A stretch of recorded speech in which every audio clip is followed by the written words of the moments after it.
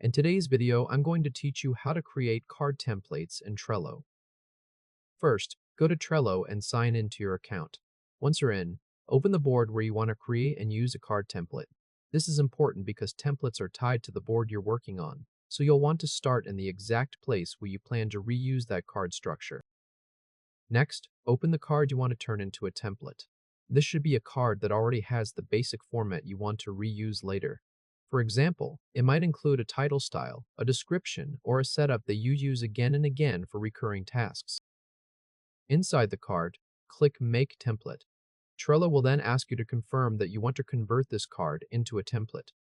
Go ahead and confirm it.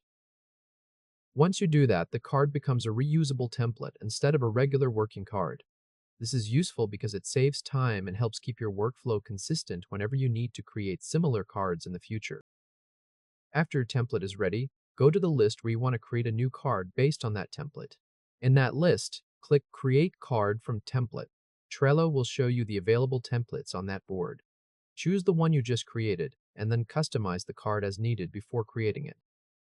At this point, you can add checklist items, labels, members, due dates, and attachments if needed. This gives you a chance to tailor the new card for the specific task, while still keeping the core structure from the template. You can also select the list where you want this new card to be created, which helps you place it exactly where it belongs in your workflow. Once everything looks right, click Create Card. Trello will generate a new card using the template, and now you've got a repeatable process that you can use anytime you need it. If this helped, hit like and subscribe for more quick tutorials. From here, you can repeat the same process whenever you want to reuse the template for new cards.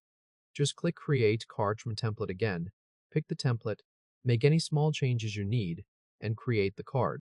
This is especially helpful for recurring tasks, onboarding steps, content production, approvals, or any process where the same card layout comes up often. And that's it.